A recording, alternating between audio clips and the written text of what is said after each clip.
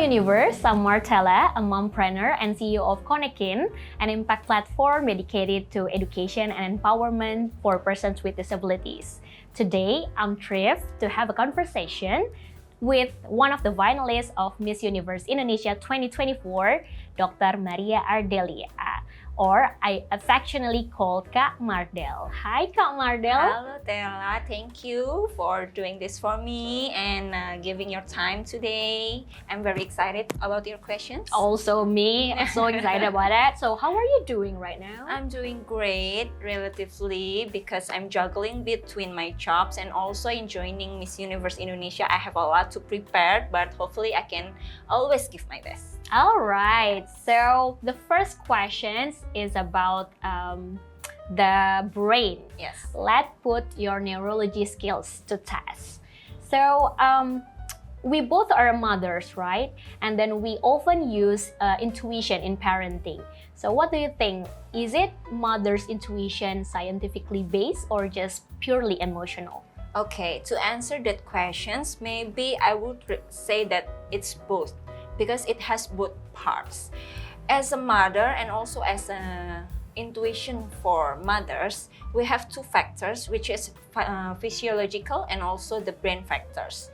The brain learned how to put emotion, affection, intuitions from the learning based and also by experience, right? Mm-hmm. So it's not just about mother's intuition, but in other aspects, it's also has both factors from the brain and also from the psychological factors. Okay. For example, in brain, we have some parts that regulate our emotions. Maybe you heard of amygdala, the prefrontal cortex, and the other parts of the brain that control our emotion and our learning process. So that is what makes our intuitions also as a mother. We learn from our past, from our experience, how to react for our kids with what we also have before. And then our brain will learn how to put that into emotion. So I would say it's both. There's no like one above the others. It's just a combination of both that is controlling our intuition as a mother. And it depends also with the condition that you are having at the moment, right? Because it's also affected by the hormones, and in women, hormones are relatively, up and down in some months and days and changes. And also it depends on how you have experienced your life before. So in every mother, they will act differently according to what they have before, their experience before, and it will form how the brain would react and how the emotion and the intuitions was formed. All right. Okay. It's just like one classes in university, right? Yes. You have it for free. So my second question is about the beauty. Does your medical background affects your view on the beauty standards, and what do you think the most beautiful things in you? Okay, to answer the first question, may I ask about what do you mean by the beauty standards by the medical? Can you explain? I mean, like you have like a medical background as a doctor. Yes. So do you think like it defines the beauty standards in you, or you just find that the definition is just like in general? In general beauty. Okay, I would say that beauty, as we know, has many factors. And I always say that all women are beautiful, right? Yeah. And then about the beauty, we know outer beauty and inner beauty. Yeah. And everyone has their kind of a beauty in themselves. And to put into perspective into medical, I think that medical can only change what you can see outside. Yeah. What is in the inside, you cannot change medically. Yes, it forms through your life in how you put yourself among others. And there's one quote that I really like, that is, it says that outer beauty captivated eyes, but inner beauty captivating soul. People will forget what you look like. People will forget what you wear, what you say. And everyone is aging, right? Yes, true. So there's no like eternal beauty in outer beauty, right? Yeah. But for the inner beauty, for someone to be able to make others feel special, to be able for everyone else to feel that they are sincere, they're compassionate. And the other thing that will make some women stand out among the others is their inner beauty, how they present themselves. So I think for the medical things, it can only change what looks in the outside, but it would never form what it's in the inside. All right. Okay. And for the second question, for the Most beautiful things. Yeah. okay, I would say that I'm more fond of the inner beauty. So I would say that in what I have in myself is I know my value. Of course, I'm not perfect. No one is perfect. So I know my value. I know my course, and also I would say that what makes me beautiful is that I can give what I have to other people, maybe as a doctor, as a neurologist, that I can help many people. That is my definitions of beauty, to be useful for other people. Yeah. Because the You make your patients less stressed, and Yes. it helps to embrace their beauty, right? Yeah, so that's what I'm trying to say, that the most beautiful parts in myself is when I can give what I have to make the other people's happy, to make the other people's feel that they're seen, at least they are heard as a patient, and they're feeling that I do really care about them. That's the most beautiful things about me. Yeah, I agree, because like I also have like one quote in my life: rise by lifting others. So Yes, you true. can be you can Just be like prettier. Konekin, right? Yeah. Yeah. All right. The third question is about behavior. So this is your very first beauty pageant, right?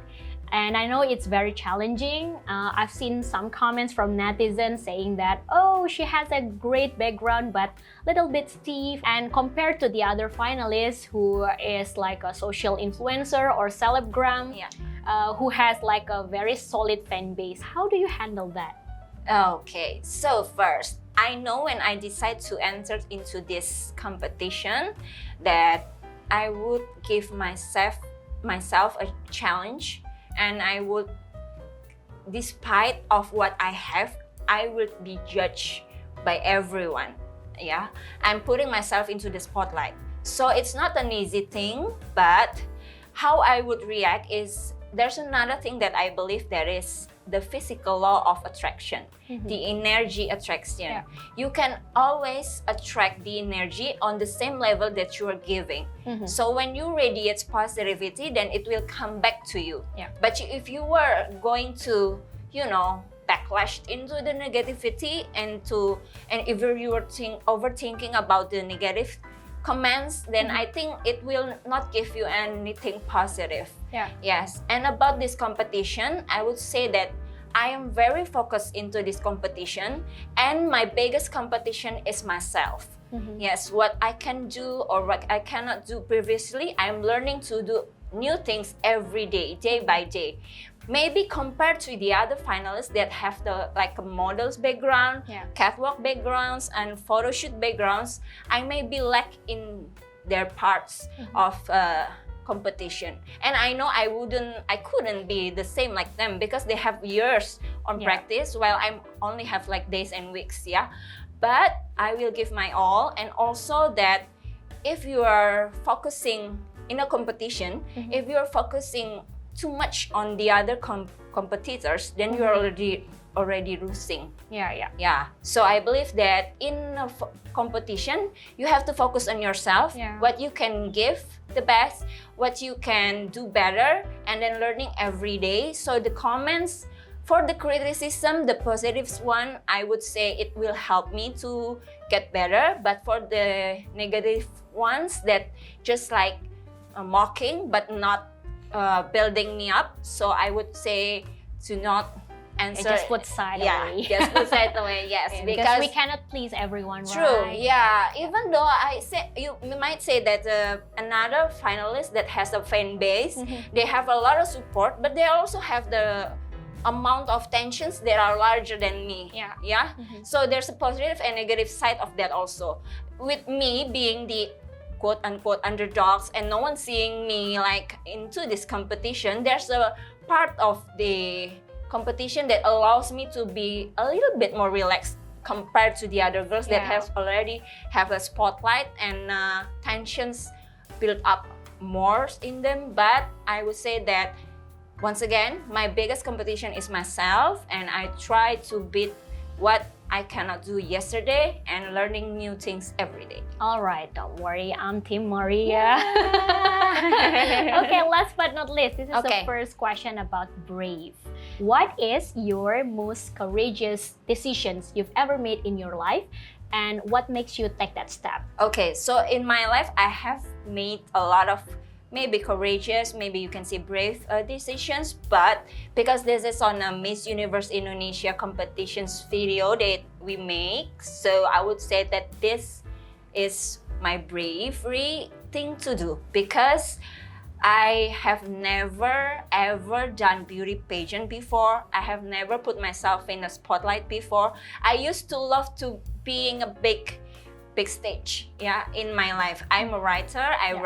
I have written scripts, and also I put myself in a very private position in life. And for example, is my Instagram before this competition, it was private, because I really enjoy that I have a separate life between my professional one and my private life. And then entering this competition, I know that I have to be prepared to be in the spotlight, into putting myself in front of everyone. All eyes on you. All eyes on me, and then